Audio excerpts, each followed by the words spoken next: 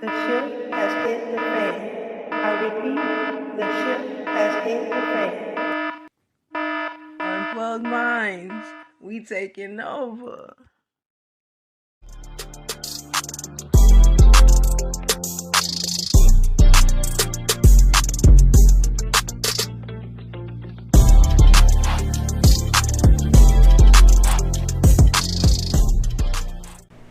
What's up? I'm Tam, and I'll be your guide as we take this deep dive into the collective consciousness. So prepare your inner and outer spaces to receive and enjoy the vibes.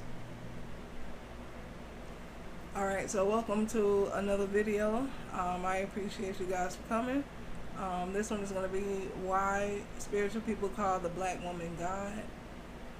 Again, we know that she is not the Almighty. We got it. But she was chosen by the Almighty to co-create the human species. I.e., you come from your mother's womb.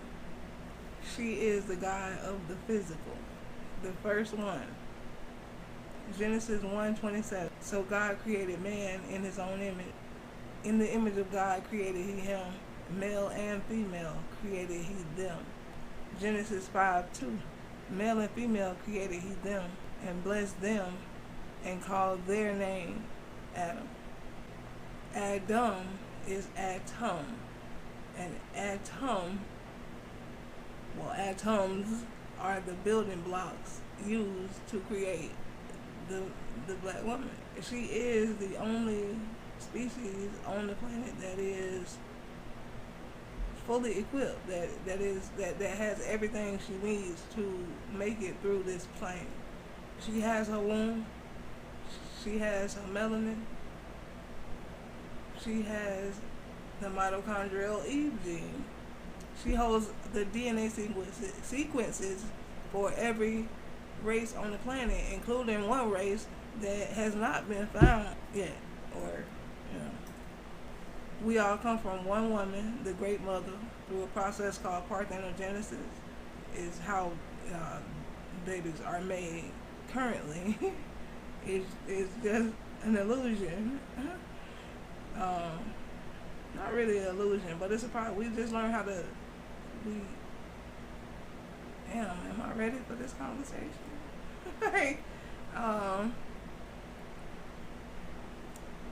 Men were taught to do what they do inside of a woman through slavery. Before that, you were to hold it in because that's your life force. You don't want to let that go. You know what I mean? You're not supposed to.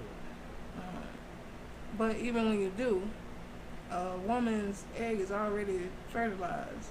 You are just creating that spark to wake it up, to wake up what's already in her. You're creating that vibration, that frequency to animate it because it's asleep. It's laying dormant.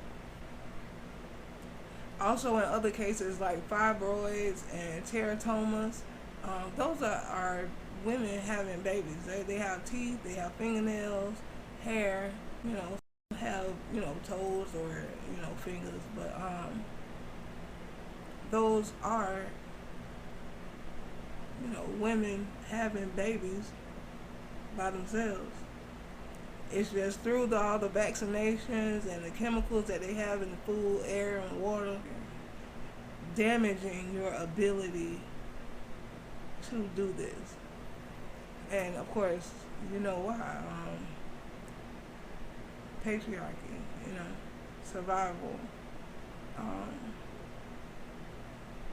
dominance is why it's being blocked. If a woman has a baby parthenogenically, she's going to replicate herself, meaning she's going to have a girl. And only when she lowers her vibration enough, she's going to have a male. So in order for there to be more men, or as many men as it is on this planet, what has been done, which is, I guess, a takeover, It actually had to be done in order to have this amount of males on this planet, because males aren't, they're temporary. They're not, we don't produce them as much as we are now. But the lie that they created and talked to us and programmed us with has created this environment. Okay, so I got a clip for y'all to check out. It's about when patriarchy took over matriarchy. Check it out and we'll talk out. The Orishas are on this level of the ladder, whereas the Most High is up here, and this is us down here.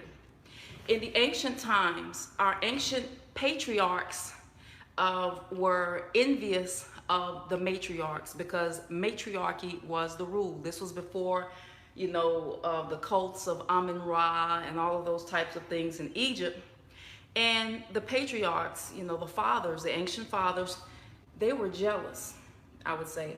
And they overthrew matriarchy and caused a rift all in the heavens. If you've ever heard of the demiurge, where there's Tiamat, the great mother, and Yahweh overthrows Tiamat, or those types of tales that go on where the male energy overthrows the great mother. So anyway, the great mother was offended and ordered a curse down here for overthrowing her. And so the conscious mind is just as important as the subconscious mind, is what I'm trying to say. When you go and you get an Ifa reading with an Ianifa or Babalawo, they will ask you what? They will ask you your mother's name. They won't ask you for your father's name. Why is that? I'm going to leave that question open. When you greet an Ianifa or a Babalawo in the Ifa tradition, which is of a priest of Orunmila, you will say Aboru Oboye Aboshishe, or either in the Lukumi tradition, Iboru Iboya Iboshishe. Who is Aboru, who is Aboye, and who is Aboshishe? Who is Iboru, who is Iboya, who is Iboshishe? These are the three females that helped Orunmila when he fell in a hole. He saved them. So when you bow to a priest of Ifa, you're giving honor to the women that saved him, to the Iyami, excuse me. So anyway, I digress. Africa was once a matriarchy, and the entire planet, the Aboriginal people of the world, had matriarchy going on all over the world. But once again, our ancient African fathers, or our ancient Aboriginal fathers, wanted to usurp the authority, because he's like, wait a minute, my 10% of the diamond is just as important. This is what he's saying. So instead of going about it in an elevated, mature way, he was violent with it. He disrespected us. He overthrew us. The Sibyls, the prophetesses. What is a Sibyl? A Sibyl is a female prophetess, because the first prophets on this planet were women. The first oracles on this planet were women. The first priest and high priest on this planet were females. So he went against Big Mama because he wanted his diamond to shine just as much, and overthrew things. And it's how he did it that was offensive to Great Mother, rather than, him wanting to get his shine as well. So this is where the problem lies. A great betrayal. And not only did he want to get the shine, what he did was everything that the prophetesses and the oracles created, he destroyed everything, hid it out of plain sight, dismantled her cults and her priestesshoods, put the prophetesses in slavery, sold them into prostitution, sold them to be concubines, and then went and took all of what they wrote and what they said and said, I did this. It's kind of like if you write a song and it doesn't have a copyright, and somebody steals your stuff, hides the fact that you did it, put you in the basement somewhere, destroy your stuff, destroy your temples, and then say that they're the one that wrote the song. So this is what happened, and this is what the great offense was. So if you look at the Bible, Sibyl, Bible, Biblios, Sybil, Bible, Sybil. You see where I'm going with this? If you look at this, you know, you say, oh, that's a white man's book and da da da da da. And then the Hebrews will say, no, it's the Black Patriarchs book. A lot of the things in the Bible that you see that go back, you know, to ancient Babylonian texts and ancient Kemet and things like that, those were written by women, by the Sibyls and the prophetesses when they uttered the oracles of the Great Mother, the Creatrix. When you hear the word matrix, that means maternal, matrix, matriarch. All of this alludes to the feminine aspect of creation. You know, people say, I can't stand that Bible. When a lot of times, this is just the plagiarized version of what the Sibyls were talking about, especially when you're speaking of famines and plagues, because the Sibyls prophesied about that. And if you look at the curses of Deuteronomy 28 that the Hebrew Israelites talk about, they will often say, Father God was angry at us because we went after other gods and this and that. But what they don't understand is when God was talking in the Bible, or Goddess was talking in the Bible, you know, they'll think it's some angry man in the sky. We all thought it was an angry man and only Jesus could save us. But that was Great Mother. Those were her curses. What happens? Hell hath no fury like a woman scorned. What happens when a woman doesn't get her attention, or she's been violated, she's been raped, she's been disrespected, she's been overlooked? Her wrath is amazing. Let me see if I can find some of it. I'm not going to read all of it. These were the Sibyl's prophecies, not some Moses, or, you know, with all due respect, it was the Sibyl's that prophesied this, because Great Mother was angry because of what the patriarchs did to us, to the women, to the priestesses and the oracles. And what you see now, when you see these women diviners popping up everywhere, they want to read tarot and they want to do this and that. We are the descendants of those Sibyls, those prophetesses. So we are the descendants and the reincarnation of those oracles in this day and time. But I digress. I'm just going to give you some, if you haven't heard the Hebrew Israelites explain this, let's see. Let me pick a good one that you will understand. The stranger that is within thee shall get up above thee very high, and thou shalt come down very low. He shall lend to thee, and thou shalt not lend to him. And he shall be the head, and thou shalt be the tail. It's saying they shall be the head, and you shall be the tail. What are they saying? So if you look in the communities, you'll see, you know, Arabs, Lebanese, well, the modern Arabs, because the ancient Arabs were actually melanated people. Asians, all type of people will come in your community. You can't go in theirs, and they will sell. You know, the so-called Jewish people, they will lend to you, but you cannot lend to them, and you are always at least 3 to 6 steps behind them. Why is that? Why is that? Why would all of this cruelty go on with our people? Oh, white people and this and that, this and that.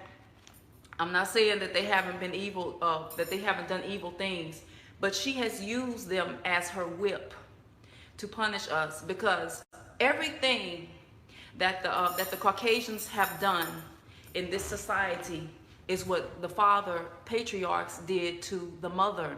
So let me tell you, father stole from mother, and then the white man stole from father. So what goes around comes around. In the Odu Osa Meji, Osa speaks of betrayal in Yoruba Odu. In the Dilagun and Ifa, Osa Meji, Iyami, the mothers, Iyami means my mother, the Great Mother, she anointed the Caucasians to overthrow the black patriarchs and to do to black father and the people what he did to us, to the feminine energy. And this is what has happened. Black father stole and desecrated the temples and plagiarized and said he did this. And in turn, he erected his empires in Thebes, Waset, and all over these great empires.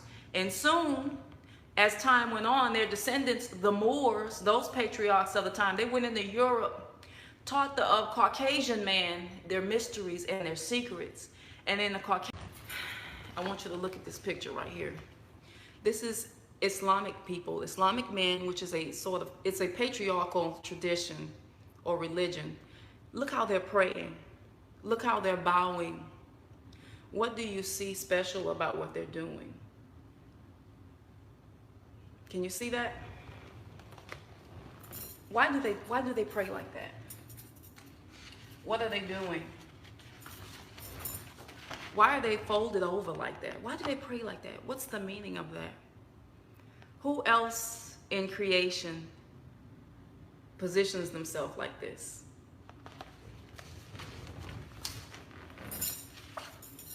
Perhaps a fetus in the womb. So what I'm trying to tell you is, these patriarchs, they think they are bowing to a father God, a masculine God, who they consider to be God all alone, yet they are doing something that's ancient, that goes back to matriarchy, which represents a fetus in the womb. They are in the fetal position. What are they doing that they don't know that they're doing? They are signaling to the great mother, the mother goddess, comfort me, because a baby is comfortable in the womb. Comfort me and develop me. Help me to grow and elevate. So when you bow in the fetal position, if you're in pain, you ever seen somebody rock when they're in pain or they're holding themselves? That's because they're going back to that womb feeling comfort. They're rocking, just like when you're in a hammock. So that's what this means. When someone is folded over like this, praying, they're in the fetal position honoring Great Mother when they think that they're honoring the Great Father. And they are unaware of it. I want to keep my my little Freud picture right here. Why on this picture are the hands clasped like this in prayer? I know some of you probably already know the answer to this question. If you look at someone praying like this, what does this look like? When you put your head down like this, head bowed, eyes closed. First of all, going back to the fetal picture, see how the baby looks? It looks like it's praying, right? So when you're praying, it almost looks like if you're a woman and you have a husband and he's giving you a little birthday gift downstairs, when his face, I won't describe it, but this is bowing to the sacred yoni. And when your head is down like this and you're praying, you are like a fetus asking Mother to comfort you. That is exactly what that means. And no one remembers that because the patriarchs wiped all of this clean. And I'm going to show you a great betrayal and how it comes to full circle. Olodumare, the Yoruba name for the Most High, Creator of all things. What does Olodumare mean? Olo means owner of. Odu. Odu means womb. Olodumare.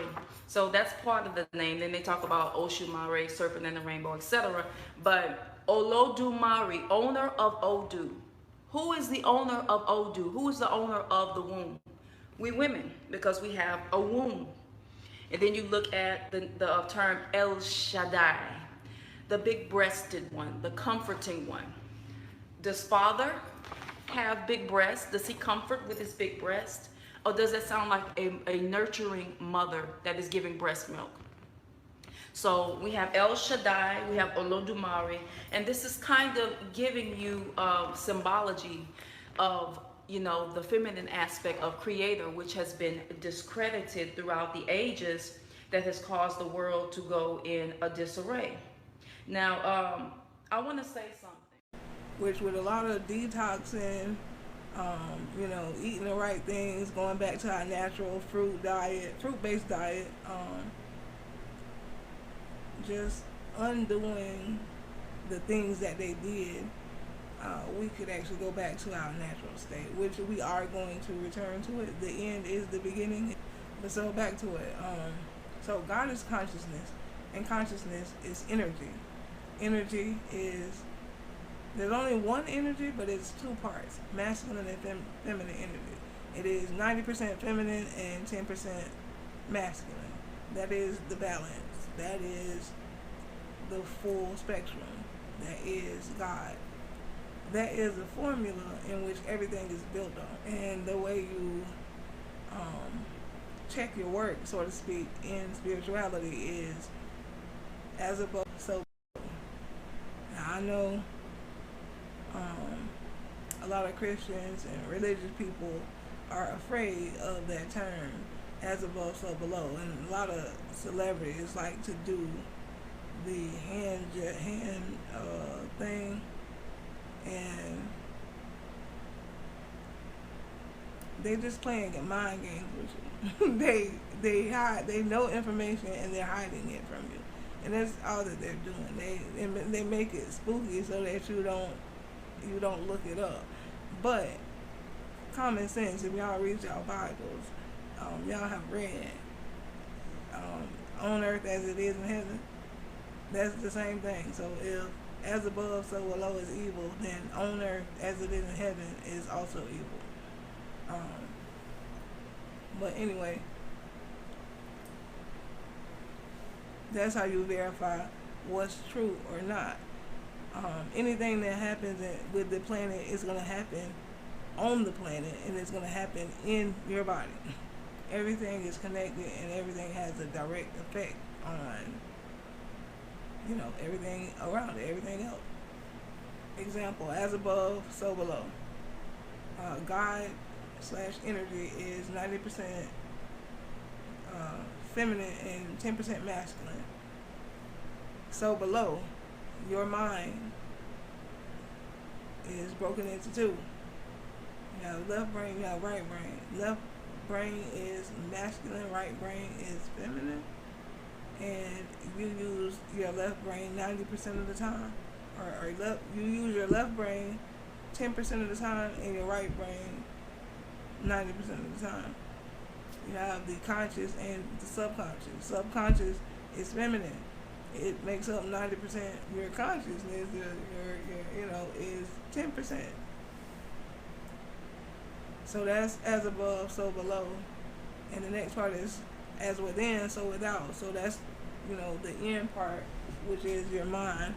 The so without part will be the planet, nature. Nature's 90% feminine and 10% masculine. And just real quick, the reason why I'm, saying it is the black woman and not any other race of woman, that's because a white woman can't make a black woman or any other woman. So in the beginning, God created the black woman who was fruitful and multiplied the whole earth through a process called parthenogenesis. We lived under a matriarchal system. We lived in peace and harmony. All the bones that was dug up, all the bodies that were dug up from that era were dug up completely intact with no signs of war or violence at all. They lived together in brick houses. Some were miles long. We lived in alignment with nature completely and through our natural spiritual system. But as we became more consumed with the physical, we became more about the physical and less about the spiritual. Not completely, just gradually, becoming more and more physical. We were able to create the male. So God is genderless, formless, and colorless. But if it were to manifest itself into the physical, it would indeed manifest itself as a black woman. She is 90% feminine, 10% masculine. She has her melanin. She has her womb. She has the mitochondrial DNA. She is the pinnacle of life on earth. This is why we call the black woman God. And also why we call ourselves God, because she is our mother. And if our mother is God, then so are we. And of course, right now in our current state, in this patriarchal system, with all the programs and just the ignorance, we are gravely out of alignment So it doesn't look that way. But once she wakes up and you know, put things where they go, it's up. She is coming for her spot. And ain't nothing you can do about it. Unplug minds.